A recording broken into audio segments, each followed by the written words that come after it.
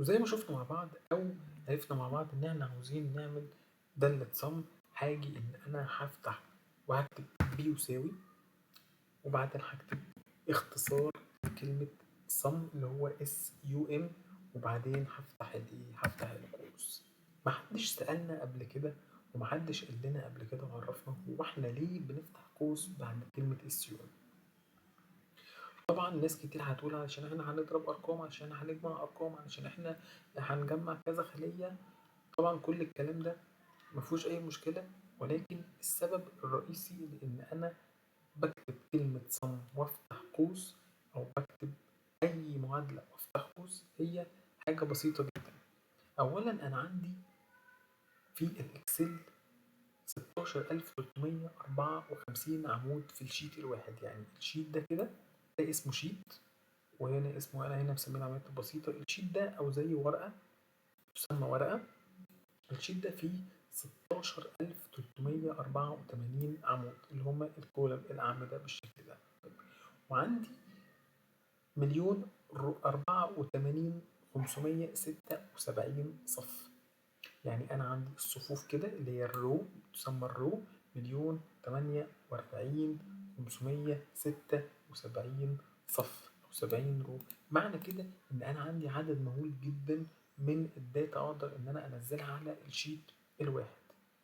وطبعا أنا واخد بالي إن أصلا الإكسل هنا في الكولم متقسم أو بيتكتب عليه النيم بتاعه A و B و C و D وبالطريقة اللي موجودة دي. طيب معنى كده إن أنا لازم، بما إن هو متقسم كده وأنا عندي 16,000، يعني معنى كده إن أنا هلاقي عمود اسمه SUM، اختصار لكلمة سبمشن. فطبعا لما الإكسل هكتب هنا SUM هيبدأ إن هو يحصل له ايرور، إن هو مش فاهم هل أنت SUM هتسيبها كده فأنت قصدك على SUM الكولوم اللي عندك، ولا SUM السبمشن اللي هي تعتبر معادلة. علشان أنا هعتبرها معادلة لازم أفتح القوس عشان أقول له لو سمحت لأ دي معادلة، فلو سمحت هفتح القوس عشان أبدأ إن أنا أكتب جواها، وإن أنا مش ببص على الكولوم اللي هو اسمه SUM، لأ ده أنا بعمل المعادلة. ده اللي بيخليني أفتح القوس. طيب تعالى نضرب مع بعض أو تعالى نجمع مع بعض ونشوف هنجمع مع بعض إزاي مرتب الحافز والإضافة. قال لي عندي طرق. أول طريقة إن أنا هعمل كده هكتب بيساوي وهروح أدوس هنا على المرتب الأساسي زائد السيل بتاعت الحافز زائد السيل بتاعت الإضافي، وهعمل أوكي. قال لي كلام جميل، دي أول طريقة.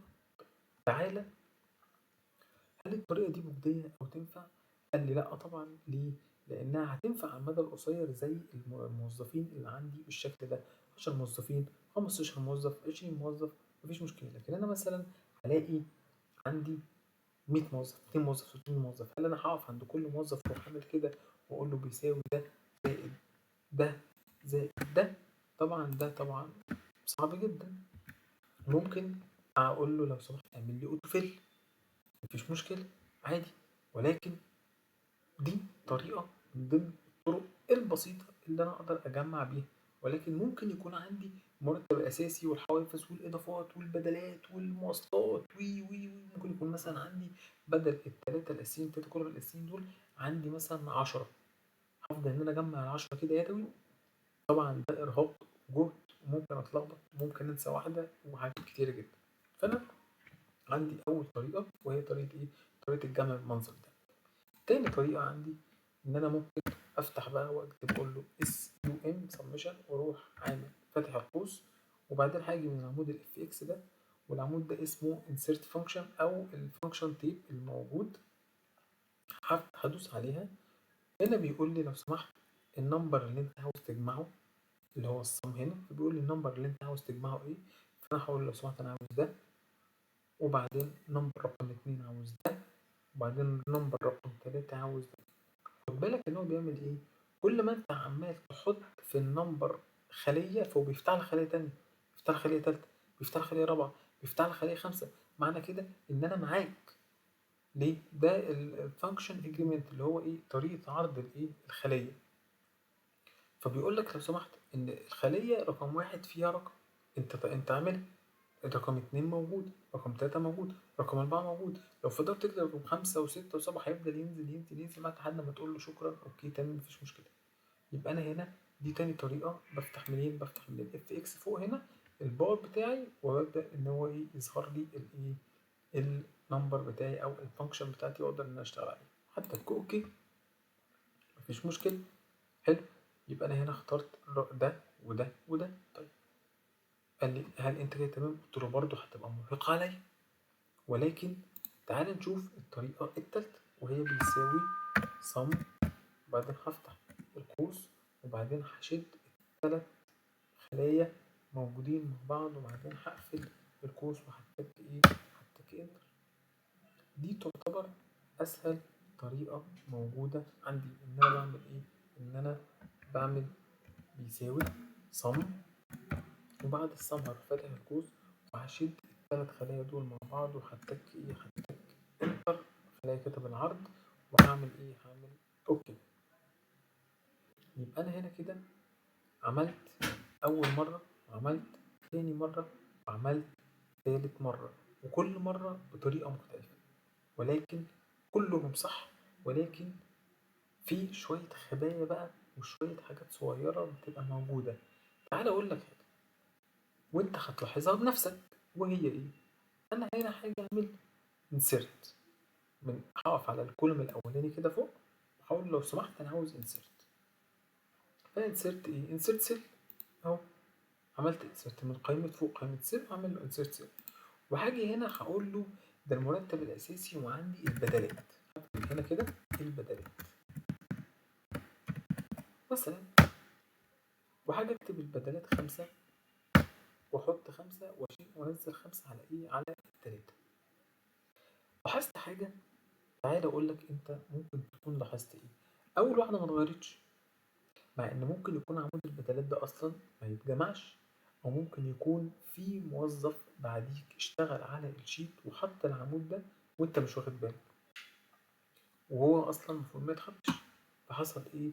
اول حاجه ما اتجمعتش. طيب تاني واحده برضو ما اتجمعتش. طب اول واحده ما اتجمعتش ليه؟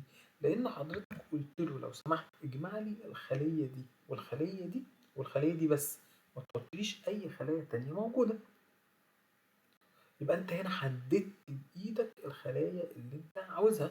طيب رقم 2 اللي تحتيها طريقه العرض التانية الصم، لما فتحنا في الفانكشن اجريمنت قلت له لو سمحت نمبر رقم 1 حط لي في الخليه دي، ونمبر رقم 2 حط لي الخليه دي، ونمبر رقم 3 حط لي الخليه دي، واي خلايا تانية موجوده حضرتك ما تحطهاش. يبقى ده كلام صح مظبوط. رقم 3 والطريقة الثالثة، وهي الطريقة اللي ممكن تبقى سهلة، ولكن ممكن ما تاخدش بالك لو حد قدر ان هو يشتغل على الشيت بتاعك وانت مش واخد بالك ان في حد ممكن يكون حط كولم زيادة واضاف حاجة زيادة، والحاجة دي المفروض انها اصلا ما تضافش. ليه؟ لان مع سهولة الخلية دي ان انت بتروح شادد كده الحاجة مرة واحدة. انا ممكن هنا اكتب اي حاجة. هنا مثلا احنا مثبتين ان البدلات 5، انا ممكن اروح هنا واقول له انا عاوزها 500، او بلاش عشان الرقم هيظهر انا عايزها 20. تمام. واروح اعمل هنا، هاجي هنا على الكولم ده واروح اعمل الكولم هايد. محدش واخد باله ومحدش عارف، وان انا ممكن ما اكونش عارف، لان انا هاجي اعمل كده هلاقي ايه؟ هلاقي ان هو واخد الثلاث خلايا، واخد دي واخد دي واخد دي، ومفيش اي خليه تانية ظاهره قدامي. فهنا محطة لعب شوية في موضوع الصم، وموضوع ان انا اخدت الصم بأنهي طريقة. فالطريقة دي مظبوطة، والطريقة دي مظبوطة، والطريقة دي مظبوطة، ولكن اهم حاجة تاخد بالك من ان الشيت لازم يكون الاصح ان انا عندي دي، والاصح ان انا عندي دي، ولكن دي ممكن تزود معايا حاجات انا ما كنتش واخد بالي منها.